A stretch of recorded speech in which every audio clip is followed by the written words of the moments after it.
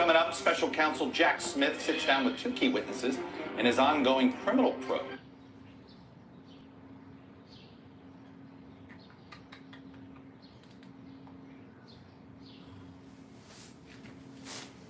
I don't know if I did this right, because this is something kind of funny going on here.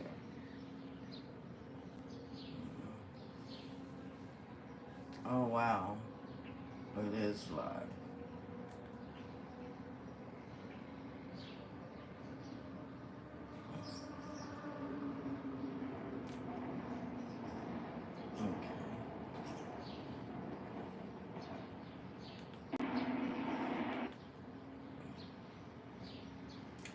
Alright, I'm really testing this out, but I'm gonna have a cup of Joe and we'll see what's happening. So, be right back. Let's see. Hey, Scorpio lady. I'm testing this phone out and you know, I'm trying to figure it out. Can you hear me okay? I don't want it to be too loud.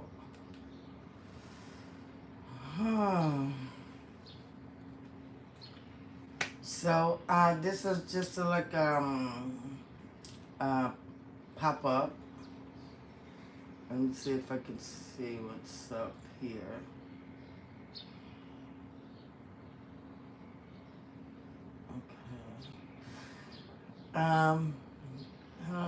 Okay, you hear me? Okay, how are you doing? You've been doing okay? You know, I'm just gonna have a cup of Joe and watch a couple of my, you know the news that I watch. You know what I be watching in the mornings, and I really haven't been to sleep. You good? Okay. I was up late with here for the tea, so you know I got something to do, and it was raining like hell. So I'm like, you know what? This is, I don't know. So I'm just gonna watch some stuff. Still talking shit. You still talking shit? You still talking shit, girl? Well, I know you ain't gonna never stop. You ain't gonna never stop. So I'm gonna take a look at this. I'm gonna go get my cup of coffee and cause I want to see what this guy they're talking about in Texas, how hot it is, and and the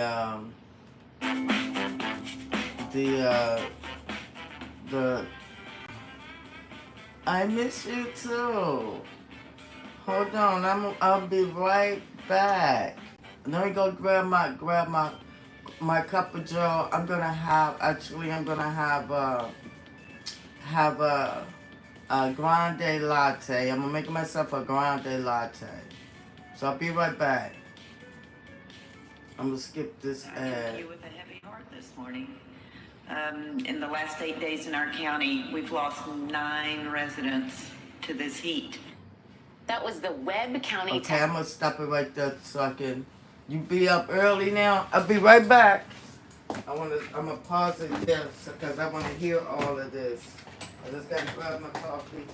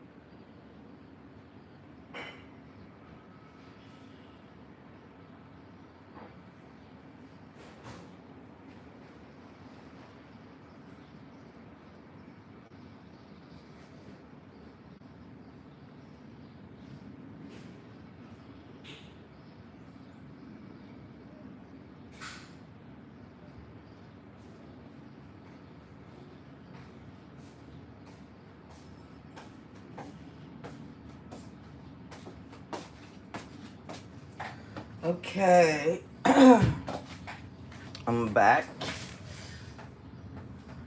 Early bird gets the worm.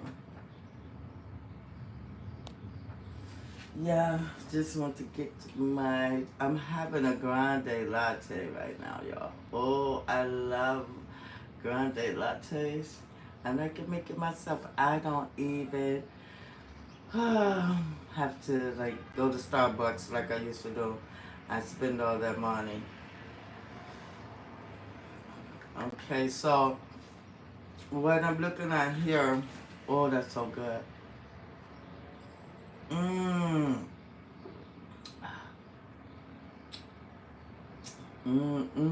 What I've been up to? Well, I just been chilling. You know, just trying to keep my head right. You know, deal with keep my mental health up and stable and things like that. You know, just trying to make sure I take care of myself. What was I looking for? Oh, you know, just chilling. You know, taking care of myself. What you been up to? You've been good. I know you haven't. I know you haven't. I know you haven't. Let me see if I can put up over here. Yeah, so, yeah. You been sewing? Oh, okay. That's good. Keeping yourself occupied so you don't get in no trouble. That's great. Okay, I'm finna switch all around because I want to see, because I heard someone died because of the heat out there in Texas. Medical examiner on Monday at the U.S.-Mexico border. Since then, 2 more people died in Webb County from the current heat wave. Last Monday, more than 500 miles away on the other side of Texas, a 35-year-old power line mechanic died after stopping work because of heat exhaustion. Wow. The next day, another 200 miles away in Dallas, a U.S. Postal Service worker died on the job. These deaths are not outliers. They are the new normal. Last year, Texas saw 279 people die from heat-related causes, and that number is likely an undercount. So how is Texas's leadership setting up the state to handle this new reality? Earlier this month, Republican Governor Greg Abbott signed a bill that eliminated city and county workplace safety ordinances for outdoor workers, like mandated water breaks and required rest. Damn, he said that?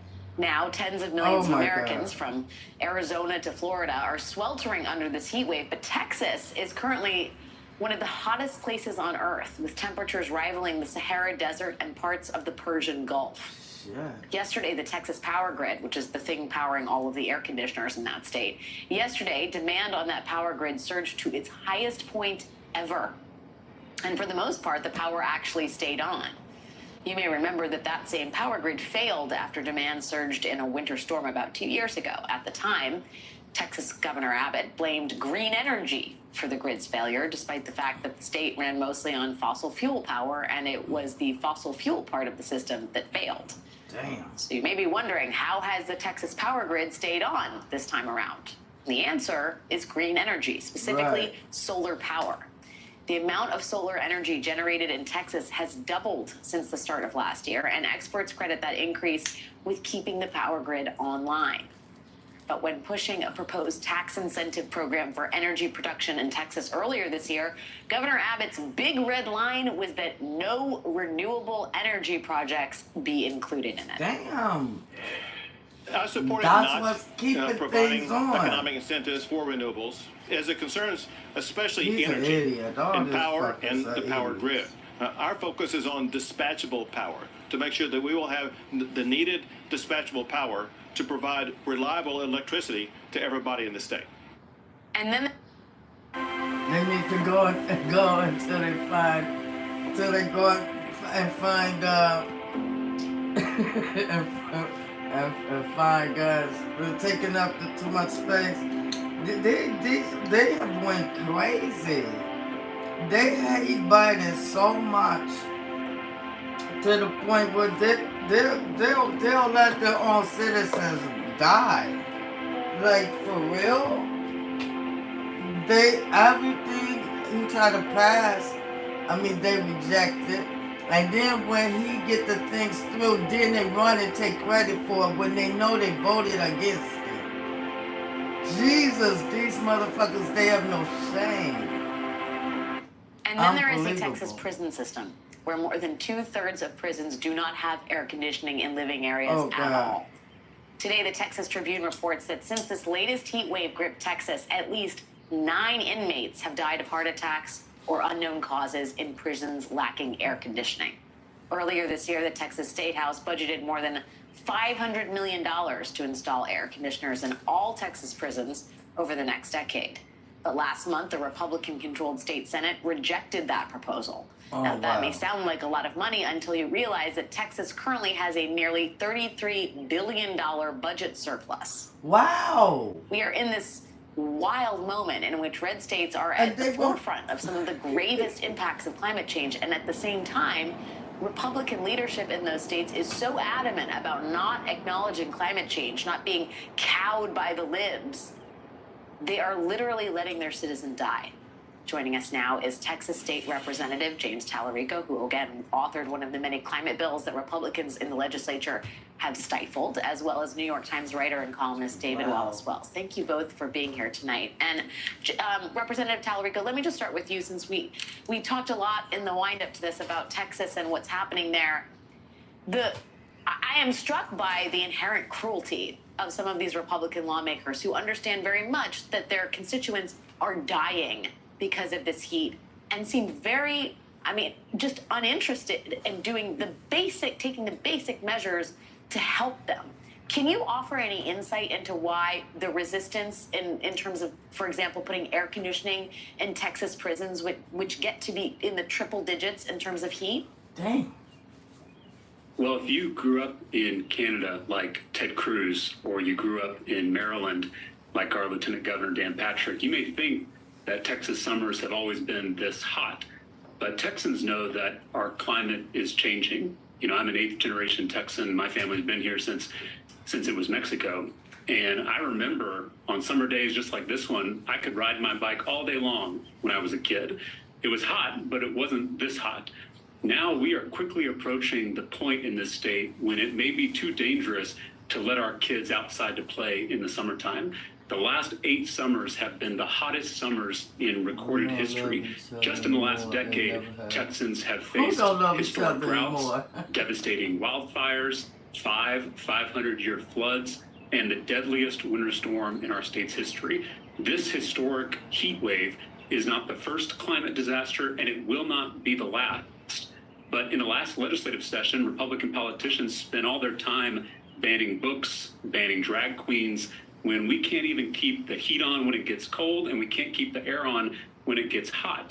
So maybe instead of obsessing so much about people's private parts, they should come together with Democrats, fix the grid, invest in renewables, and save our state for future generations. David, I was struck. We played some of the sound of Governor Abbott saying he did not want renewable energy to be part of a portfolio of tax incentives for energy production in the state of Texas. And I guess that's owning the libs, but really you expect at some point soon the pendulum tips.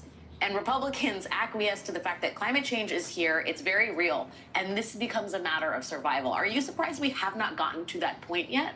Well, I guess what's interesting to me is that they're doing that a little bit on the renewable side. In many parts of the country, and Texas is one of them, renewables are such a booming business that it's impossible to resist. And there's a big change there because just a few years ago, oil and gas didn't want the state to intervene in energy policy. They wanted the state to get out of the way. But now that renewables are rushing forward, it takes the support of state to stop that revolution and advantage oil and gas. So now that's the new fight. But in general, I think renewables are moving forward as taking seriously the climate challenge. The problem is On the adaptation side, we're just seeing more and more cruelty, and that's what's really striking about the air conditioning. Yeah. The signing of the bill banning water breaks for laborers outside. This is an ugly feature, and I worry about it more globally than just in Texas, but I think it is unfortunately a global feature where now that we're seeing the consequences, we want to sort of protect ourselves and to some degree even punish other people when we have the opportunity. Yeah, that's such a great point, because it felt like, and James, I don't know if you can elaborate further on this, that it's almost like a Hunger Games attitude towards this. If you're unlucky enough to be one of the people who is marginalized or most vulnerable in terms of dealing with the worst effects of climate change because you're working class or you're poor, you don't have air conditioning, you can't take breaks because you're on the hourly clock, then tough luck. I mean, the notion that these people effectively deserve what they're getting seems to be at the root of some of this heartlessness around policy. I mean, we say oftentimes the cruelty is the point in Republican politics, but here it really seems like it's coming home to roost. That's right. I'm one of the youngest elected officials here in Texas, and I know that climate change is going to affect my generation much more than it's going to affect older generation, which is why I've introduced bills that would set ambitious emission standards for 2030, 2040, 2050, and try to marshal our state resources to fight climate change, because Texas is the largest emitter of greenhouse gases in the nation, which means that if we get in the game, Texas can help lead the country and lead the world to a safer, cleaner, greener future, and in the process create thousands of new jobs, new industries, new businesses. And that's why this shouldn't be partisan. Temperature is nonpartisan. It's not just getting hot in red parts of the state. It's not just getting hot in blue parts of the state. It's getting hot everywhere. And there is, in my mind, nothing more conservative than conserving our environment. There's nothing more capitalist than starting the new industries of the future, the new businesses of the future. And frankly, there's nothing more Christian than protecting God's creation. So I pray every night that my Republican colleagues will come to their senses and join us in this fight against climate change. Well, there's the reality of Republican sort of red meat politics and what works for them as a strategy. And then there's the reality of constituents and citizens dealing with climate change and acknowledging that it's real. And I was really interested in a 2023 survey from this year, Yale and George Mason. 3/4 of Americans think global warming is happening. I mean, when you have smoke descending from Canadian wildfires, when you have mudslides and atmospheric floods in California, when you have droughts plaguing the Southeast or heat waves, it's no longer a theoretical debate to own the libs or not, right, David? I mean, one wonders whether we're like, the Republican and Democratic debates on this are one thing.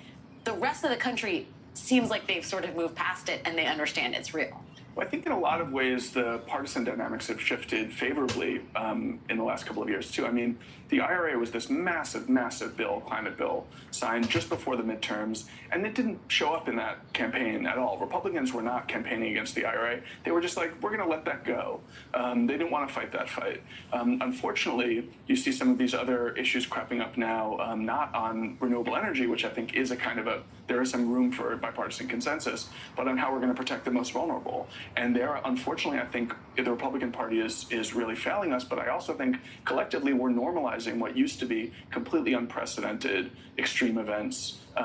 We were just talking about 500-year storms in 5 years. That means we've had several millennia of intense weather concentrated in just a period of a few years. And all of us, we're waking up to climate, we're worrying about it, but we're not worrying about it nearly as much as the science tells us we should be. Yeah, no, well, I am. Privately, I'm terrified every day. The data is staggering and deeply distressing. Yeah, it is. Oh, poor Texas. I'm glad I don't live there. Yeah. I be telling people, y'all need to vote these crazy Republicans out. They're getting worse. Now they're getting really, really cruel. You want to elect people out, but you don't want to. You want them to die in there. I mean, like in the jails, no air. Like, I got the money to do it and just refuse to do it. It is unbelievable.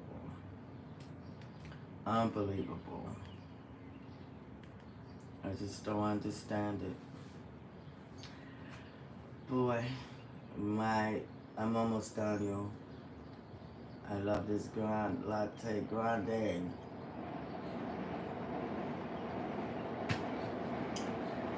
Yeah, so let me see what these other Republicans are doing, because they have been really busy. I mean, really, really busy. Unbelievable.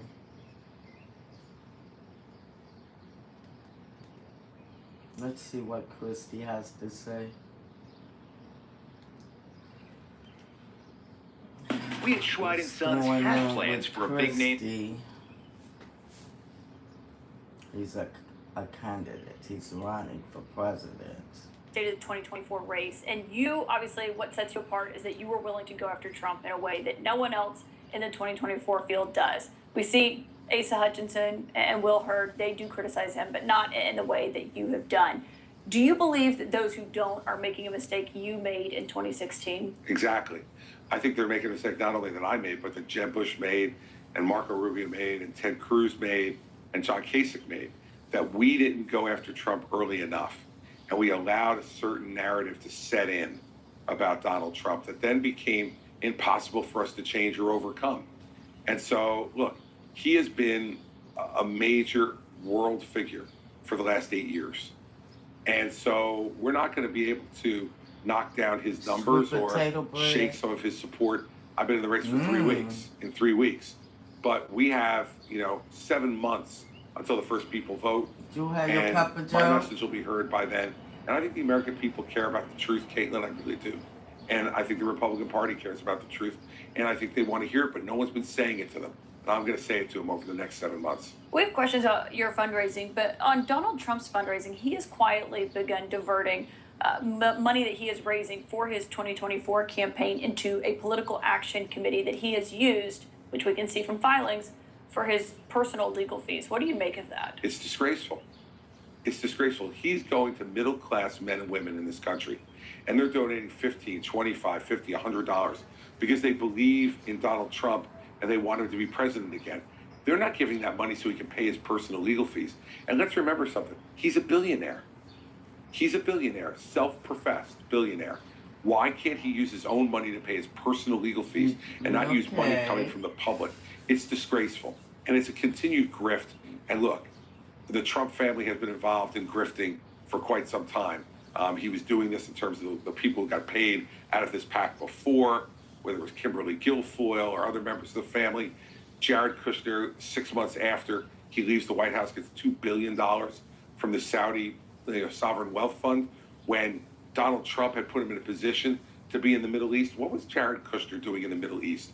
We had Rex Tillerson and Mike Pompeo as secretaries of state. We didn't need Jared Kushner. He was put there to make those relationships, and then he cashed in on those relationships when he left the office. So what Donald Trump's doing now is just a continuation of what he's permitted his family to do over the entire course of his time as president. Why do you think he's not using his own money to pay for his legal fees? Because he's the cheapest person I've ever met in my life. That's why. He's a grifter. And what he's very good at, Caitlin, is spending other people's money. And if you look at his history in New Jersey, and you think he's misleading his voters, his supporters by... I think those supporters, write a check to Trump for president. They think they're paying for campaign expenses, not for personal legal expenses. What happened to him, let's say with the documents case, had nothing to do with the campaign at all. It's a personal fault of his, mistakes he made that he's now being held to account for and has to pay lawyers to defend him. The same thing with the Stormy Daniels case in New York. I think it was a ridiculous indictment to bring, but nonetheless, it's based on his personal conduct of allegedly paying off Stormy Daniels to keep her quiet during an election.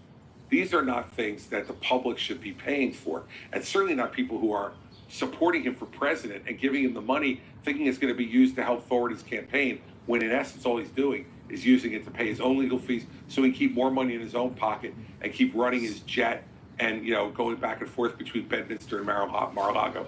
There's a new Quinnipiac poll that finds 61% of Republicans in your backyard in Pennsylvania have an unfavorable opinion of you. You're obviously very well known, but you're not exactly well liked by Republican voters when you look at the polls. Why do you think that is? Well, we had the same situation 8 years ago, and we were able to turn that around to a large extent. But the reason is because I governed a blue state, Caitlin. And so when you govern a blue state, you're going to have to make compromises if you want to get things done. And I'm also someone who speaks really directly. I'm not looking to, as you can see from tonight, I'm not looking to, play bumper pool here and not answer questions. So when you answer questions directly, you get reactions, and emotional reactions from people. Lastly, I think that when you have political capital, which I had a lot of in New Jersey, you're there to spend it to do things of consequence. We haven't had a president who's been willing to do that for a long time. And that's the kind of president I'll be. When I win the election, I'll have a lot of popularity, and I'm going to spend that popularity to do the difficult, big things that this country needs to do. Can you get your polling up enough? Are you going to make it on the debate You're stage? Sure. Well, I'm already, from a polling perspective, we're at 9% in some polls in New Hampshire. What about on fundraising? Unfortunately, we're not going to have any problem meeting the 40,000 person threshold. Okay, so you'll be on the debate stage. I come certainly August. will be. And if anybody's concerned about that, go to chrischristie.com right now. Donate and we'll be fine. Speaking of New Hampshire, Governor DeSantis was there yesterday. Obviously, he's another 2024 challenger. He was asked by a high school student about January 6th and how Republicans handle that. This is what he said to that student. Fucking dog. Oh my God, Ron DeSantis. That Florida fucker, I swear. He's like a damn minion. Just crazy. Just grim. The grim dummy. Grim Reaper. Do you believe that Trump violated the peaceful transfer of power, a key principle that of American democracy that we must uphold? Are you in high school? Yeah. So, I wasn't anywhere near Washington that day. I have nothing to do with what happened that day. Obviously, I didn't enjoy seeing, what happened. But we've got to go forward on this stuff. We cannot be looking backwards and be mired. That's the bastard that's in Florida, governor of Florida, banning books, the immigrate, passing these laws as far as immigration. They're leaving Florida because they're afraid of being deported. So the immigrants are leaving Florida. They're getting the hell out of there. So, and then the owners, these business owners, they need those immigrants. But this idiot passed the worst damn laws ever. It's just so much hatred with these damn Republicans. I don't understand. They don't give a shit about their constituents. They don't care. It's like, God, they're so cruel. They're the worst damn people ever. Like, it's amazing. Talked a little bit before that about how Biden is running for office and Biden running and why he should defeat him. But is that the way you think Republicans should be answering that question on January the 6th? He wasn't anywhere near Washington. Did he have a TV? Was he alive that day? Did he see what was going on? I mean, that's one of the most ridiculous answers I've heard in this race so far. You don't have an opinion about January 6th, except to say, I didn't particularly enjoy what happened. People were killed. Not exactly a strong statement. People were killed, Caitlin, as you know, that day on Capitol Hill defending the Capitol. We had members of Congress who were running for their lives. We had people trying to hunt down the Vice President of the United States, chanting, "Hang Mike Pence." And Donald Trump the entire time sat outside the Oval Office in that little dining room of his, eating a well-done cheeseburger and watching TV and doing nothing to stop what was going on until it got to the point where even he could no longer stand it. And he finally, at 4-something in the afternoon, put out a video asking people to leave the Capitol. And Ron DeSantis doesn't have any opinion on that? Look, I know, by the way, I'm pretty sure I know who that high school student was. He goes to every town hall meeting in New Hampshire. He's been to 3 of mine, and he asks really tough questions. And I said to him, the last time I had a town hall meeting, he was out of mine, see if any of the candidates will answer your questions directly and grade them on it. I suspect when I go back and see Colin in New Hampshire next time I'm up there, DeSantis is going to get an F for that answer. If he asked you that question, how would you answer it? I would say it was one of the most disgraceful days in American history, and that the president was principally responsible for it. One, through the conduct and his words from election night forward, inciting people and insisting that the election was stolen when it wasn't. Through his speech that day, when he attacked directly his own vice president and incited those people to be angry at Mike Pence, who was just performing his constitutional duty, and he had no choice. And every lawyer, good lawyer, had told people that he couldn't do anything different than that. And then while the event was going on, while the riot was going on Capitol Hill, we know that Donald Trump was watching it and was being urged by even members of his own family to get out there and say something. And he refused because he was enjoying watching people yell, scream, and destroy things in his name. That's the kind of answer you should give. And that makes someone, in addition to all the other things, unfit to be president of the United States. You mentioned Pence. As you have been such a vocal critic of Trump's in these last few weeks since you entered this race, have you heard from people who worked in his White House that agree with you? I have. A number of them. Of people who were treated horribly by him. Look, one of the untold stories here is if he were ever to win again, and I don't think he can, but if he were to win, who would go to work for him? He called Bill Barr a gutless pig, a two-time United States Attorney General, who he picked and said was one of the brightest lawyers in America when he picked him. He called Rex Tillerson, the former CEO of ExxonMobil, and his first Secretary of State, who he said was the personification of the American dream. When he left, he called him lazy as hell and dumb as a rock. Now, let me ask you, Caitlin, people who are treated like that, people of the esteem of Rex Tillerson and Bill Barr, and there are plenty of other examples, why would anyone go and work for him again when you know that it's always going to end that way? No one has walked out of there unscathed. If you dare to disagree with him, that's what he does to you. Is that really the kind of president we want? Is that, and if the country is angry and divided, it's not the only reason. Joe Biden is a big reason. I think we're divided and angry as well. But Donald Trump has made it worse during his presidency. And he said it himself, Caitlin. He said if he gets reelected, he said, I will be your retribution. Well, I've known him for 22 years. He won't be anybody's No, he will retribution. not, will he?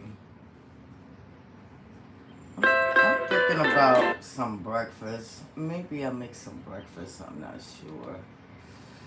Oh. Boy, oh boy, oh boy. They just keep getting worse and worse. Damn. Worse and worse and worse. More projections, more emissions, more crimes. Oh. Okay, let's see what the orange pig is about to disclose. He's always disclosing his crimes. He just do not know how to shut the hell up. Just do not know how to do it. And he just tells off on himself all the time. Touch Network, I want to show you some of Donald Trump's latest posts on his social media platform. They're just getting more desperate and more unhinged. Yes. And how could that even be? How could you possibly get lower than the lowest level that could ever imagine? But here it is. And again, we can't cover our eyes and close our ears and just pretend that this doesn't exist. Okay? We need to call it out each and every day. And we need to share these videos and let family members, friends, colleagues, coworkers, neighbors, everybody know that this is a sick, deranged individual in Donald Trump who is anti-American, who is beyond damaging to our great democracy. And we need to call it out. Let's take a look at what he's writing.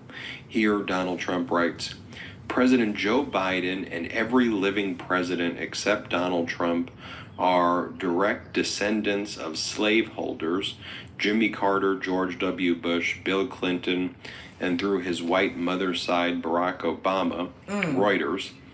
I hope that every African American in our country is reading this right now. Remember. And he puts remember in caps. Just a sick. How deranged can you be?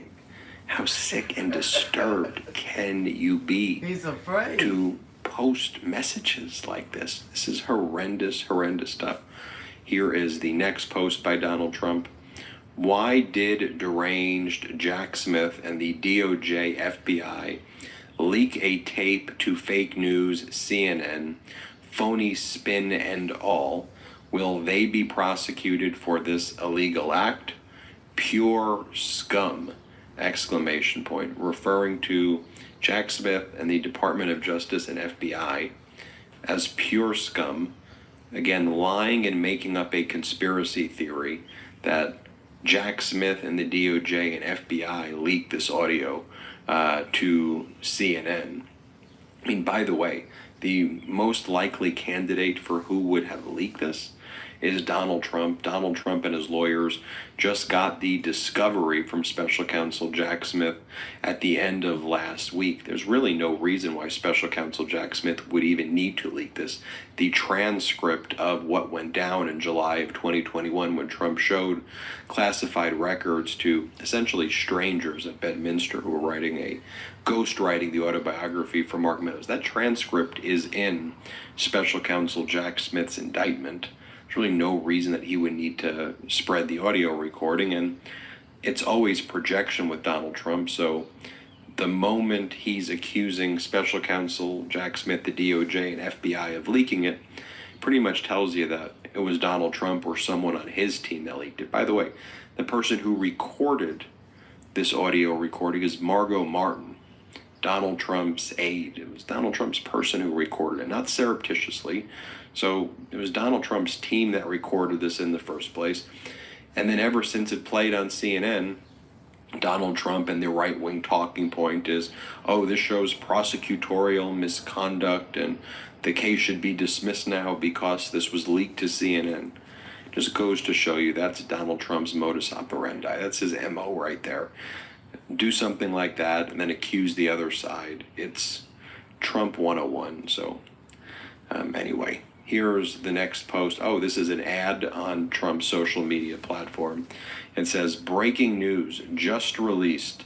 Trump 2024 gold-plated coin. Oh my God. Liberals are angry about the coin. No one's angry about this gold coin. It is just freaking weird. It's weird behavior. It's not a real coin. I'm sure it's probably not even real gold. And it's gold plated, whatever that even means. And selling fake currency to people. I mean, it is. Yeah, that's the thing. Selling fake currency. That was so just typical of him. And these poor people, they donate, they buy all this garbage. And a few people took actual currency with his damn face on it and tried to take that shit to a bank and they about thousands of dollars in this shit. I'm like, I mean, like, some people are so fucking gullible. It's unbelievable. I'm like, literally, and they bought this currency with his face on it, you know, like dollar bills or whatever bill, kind of bill it was. And he, you know, and they post these, it's all a grift anyway. So they post this shit and his followers, his fans or whatever, buy that shit up. And then they go and try to take it to whatever bank they said, whatever bank they put in that shit. And they take it there and they're like, get the fuck out of here with that shit. That has no value. So it's, I mean, like, it's unbelievable how, oh man, like, you just can't look at this shit and see that it's all bullshit. You know, but they follow the man, and just like they give him that money and it's supposed to be for a campaign, it's not. He's a grifter. He always, But, you know, life goes on. Maybe they'll figure it out. Such weird, malignant, narcissistic, sociopathic, weird behavior, okay? I don't see President Biden posting, here are a gold-plated coin of my face, or I don't see President Biden posting, this prosecutor is annoying me. Like, President Biden's talking about jobs. President Biden is talking about the economy. President Biden's talking about infrastructure. He's talking about seniors and vets and student loans and prescription drug prices and health care. And he's talking about Medicare. He's talking about education. He's talking about Social Security. President Biden's talking about normal things to protect the American people. Donald Trump's on the weird social media platform making gold coins of his face. What are we talking about here, people? Here's the next post. Donald Trump goes, this case is about the Presidential Records Act, affirmed by the Clinton Sox case, has nothing to do with the made-up tale of the Espionage Act of 1917, which has never been used. How do you fit so many lies into such a short statement? Okay, the Espionage Act has been used many, many times. It was used last week or 2 weeks ago. Someone was sentenced to close to, I think, 10 years in prison for violation of the Espionage Act. It's a law. It's a law that's used. It's a law that's enforced.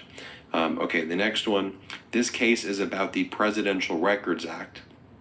Okay, even if you want to say the Presidential Records Act, the Presidential Records Act says the exact opposite of what Donald Trump claims it says. The Presidential Records Act doesn't say that, oh, if you are a president, you can steal classified records and just say they're your personal records. It's the exact opposite. That's why you have a Presidential Records Act post-Nixon, because Nixon was committing crimes with records. So it's a way of saying, you don't own these records. They don't belong to you. ¿Estás disfrutando de mi podcast? Oh my goodness. So, yeah. So, Donald Trump, he posts these deranged things, and I think he's just having a hard time dealing with, like, he's actually been indicted, you know, he's been charged, and he just can't believe it's happening to him. I mean, like, well, you know, when a criminal keeps getting away with stuff over and over again, when they get caught, they just don't understand it, especially if you was a former president. Like, you know, like some people think that they are above the law. No one is above the law. Some people get away with committing crimes, but, you know, it'll catch up with you. It'll catch up with you. So, I don't know. You know, Donald Trump needs to shut the hell up. Stop with all this crap. He's a lunatic. Over and over again, but let me just repeat it here. The first thing is this case that they call the Clinton Sox case is a district court decision. A district court decision, the lower level federal court, it's not precedent anyway. It's not precedent. Could a district court decision be persuasive authority within the district and possibly a related district, maybe in the same state? Maybe, but district court decisions aren't precedent. Circuit court decisions and Supreme Court decisions are precedent. So let's just start with Law 101. Okay, 2. To talk about what the Clinton Sox case is about. Okay, this case is about Tom Fitton, who's not a lawyer, sued the National Archives and lost in federal court in 2012. A federal district court judge named Judge Amy Berman Jackson ruled that Tom Fitton, just some random dude who's not a lawyer, did not have jurisdiction to file a lawsuit in 2011 or 2012 against the National Archives for an injunction to compel the National Archives to compel former President Bill Clinton, not George W. Bush, not Obama, former President Bill Clinton, to try to compel him to turn over his personal notes regarding his personal autobiography, which the MAGA Republicans claim, or at that time the Tea Party Republicans, whatever they were calling themselves, which they claim that these notes Bill Clinton kept in a sock drawer. That's why they call it the Socks case. But the court said, I don't have jurisdiction to hear this stupid case. Like, you're a private citizen suing the National Archives in 2012 about something about Bill Clinton in 1999. Like, get the heck out of my courtroom, number one. Number two, these are personal notes for Bill Clinton's personal autobiography. Bill Clinton wasn't stealing classified records. He wasn't stealing top secret or sensitive compartmented information or things that needed to be reviewed in a sensitive compartmented information facility or a SCIF. So if anything, the so-called Clinton Socks case would be persuasive authority directly contradicting Donald Trump's point. If Donald Trump had personal notes that he wrote for an autobiography, he could claim those are personal records. Let the National Archives know those are personal. But you can't steal classified records, okay? Just want to be very clear on what these cases are. Facts matter. Here, again, where facts matter, Donald Trump lies. He's also a racist person. Donald Trump goes, a big win against Letitia Peekaboo James, the Trump-hating Attorney General of New York State today. The Appellate Division of the New York State Supreme Court of Manhattan terminated a large portion of the case. In conjunction with the DOJ and others, this hoax is all about election interference pertaining to the 2024 presidential election. This is a case that never should have been brought. Thank you to the Appellate Division. Trump's referring to a decision by the First Appellate Division in New York. The First Appellate Division rejected Donald Trump's argument that the Attorney General statute being used to sue him in the civil lawsuit was not constitutional or not a valid law. The Appellate Division found it was valid, number one, and New York Attorney General Letitia James can file a lawsuit under it. She rejected Trump's argument that the law was unconstitutional. That's what the First Appellate Division rejected that. Trump's next argument was that a 3-year statute of limitation should apply. New York Attorney General Letitia James argued a 6-year statute of limitation should apply, plus a tolling period for COVID, extending the statute of limitations even longer. And here, the First Appellate Division said, Trump, you're wrong. It is a 6-year statute of limitation. So the claims can reach back to, I think it was February 16th or some very close to that, but in February of 2016. What the First Appellate Division also said, though, is because Ivanka Trump, who argued she's not responsible or she hadn't worked at the Trump Organization after the date of the statute of limitations, February of 2016, the Appellate Division said the case against Ivanka is dismissed, but the case against Trump, Trump's adult children, the Trump Organization, and others, that case remains. And the court also said, though, that the claims would have to be for entities and conduct from February of 2016 and after. So the gravamen, the thrust of the court's opinion is, Donald Trump, you are going to trial. You're not going to avoid the trial brought by New York Attorney General in the civil case brought by New York Attorney General Letitia James. It's not like a celebratory thing for Donald Trump. If anything, Ivanka Trump, she got a W. She got the win on that. But Donald Trump didn't. The Trump Organization didn't. It may impact 2 or 3 transactions regarding the Trump Organization that's outside the statute of limitations, but most of the claims remain. It's a win for New York Attorney General Letitia James, by and large. So there you have it, folks. We just have to debunk this. We have to talk just objectively. Here are the facts. Like, look, if Ivanka won, call it out. The statute of limitations, 2016, and other claims are time barred. That's it. That's the fact. We could talk about that. We could have adult conversations. That's what the facts are. If this so-called Clinton Sox case was a circuit court decision or Supreme Court precedent, we could say that, but it isn't.